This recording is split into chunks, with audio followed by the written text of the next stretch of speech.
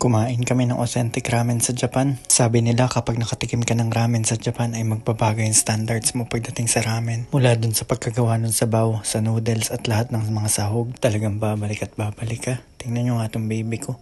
Di pa to nakakatikim ng ramen pero tingnan nyo ang tingin. Bawi ka na lang paglaki mo, Mika. Anong paboritong flavor nyo ng ramen? I-comment nyo naman dyan. Ito pala yung inalmusal namin ngayon. Vegetable wrap at sushi. Saktong malamig na tubig sa mainit na panahon. Nakadali din pala ako ng onigiri na salmon flavor. Napakasarap. Wala talaga akong masabi sa sipag ng misis ko. Day in day out nagpapadede. Kaya habang inaalagaan niya si Mika, tinitira ko na yung mga house chores. Nakakatawa kasi may dumating kaming kaibigan nagbigay ng regalo para kay Mika. Pagkatapos magsampay rekta hugas naman ng pinggan. Excited akong tapusin lahat ng house chores ngayon dahil pupunta kami sa Shizuoka para mag family day. Tapos na rin ang misis kong magpadede at magpump. Napakasipag talaga niya. Nakakabilib kasi kahit full time siya kay Mika, nakakapag-ayos pa rin siya sa sarili niya. Sa sobrang ganda niya, tuwing katabi ko siya nagmumukha akong palaboy. Ito yung first trip namin na magkakasama para mag-have fun lang. Napakagandang city ng Shizuoka.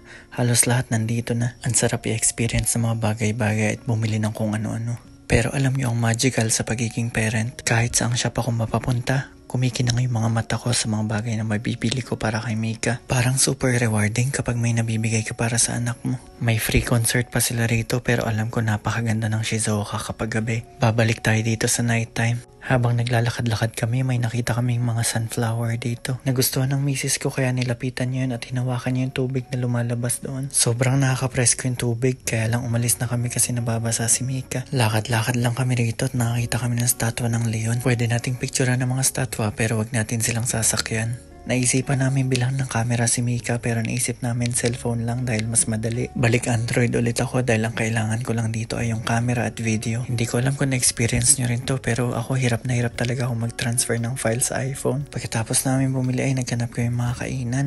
Kakain sana kami dito sa Korean restaurant. Kaya lang nung tinignan namin sa loob medyo masikip at mukhang hindi baby friendly. Kaya nag-decide kami kumain sa ramen. Ang pangalan ng shop na ito ay Kagetsu Ramen. Pagpasok mo pa lang sa entrance, order ka sa machine ng gusto mong ramen. Diyan ka na rin magbabayad at makukuha mo yung stub mo at yung sukli. Very convenient kasi may English language setting. May mga regular tables and chairs pero meron din Japanese style at ito yung namin tinry. Ang mga servers dito ay hybrid, may mga tao at robot. Hindi kami naghintay ng matagal at dumating na yung ramen. Ang in-order ko ay tonkotsu ramen at ang flavor ay shio. Kitang-kita nyo naman sa sahog pa lang, nakakatakam talaga. Bukod doon, napaka-tender din talaga ng karne niya. Alam mo yung pag kinain mo na parang hindi mo na kailangang nguyain.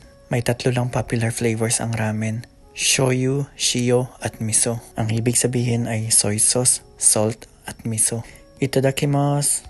Kompletos regados. Bawat subo malinamnam kasi lahat pwede mo ilagay. Gusto ko talaga sa ramen yung sobrang anghang tas sasabayan mo itong tubig galing sa falls. Ang bayani kong misis ayaw magpapalit kay Mika habang kumakain. Kaya binilisan ko na lang rin para makakain na siya ng maayos. Ang sarap talaga pagmasda na mag-ina ko kapag masaya sila.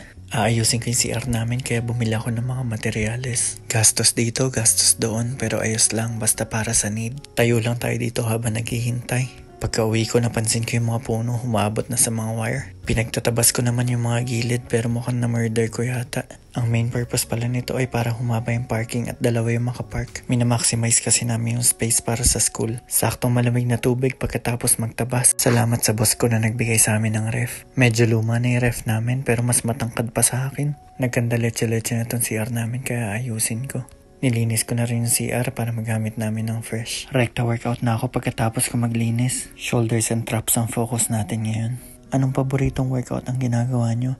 I-share nyo naman sa comments. Flex muna ng taba bago mag-grind sa trade at Japanese. Nag-take ako ng Japanese test ngayon. Saktong review lang. Pasado naman sa lahat pero mahina talaga ako sa listening. Basa-basa lang din tayo sa trading para updated. Ang moral lesson of the day ay galing kay Jim Rohn. Sabi niya, either you run the day or the day runs you. Kung di natin paplanuhin yung araw, walang mangyayari. At the end of the day, wala rin naman tutulong sa atin kundi mga sarili natin. Hanggang di natin natututunan ng isang lesson, pabalik-balik lang yan sa buhay natin. Kaya ngayon pa lang, gawa na natin ng paraan. Di naman natin kailangan maging perfect. As long as nag-effort tayo para maging better, ay okay na yun. Yun lang, bye!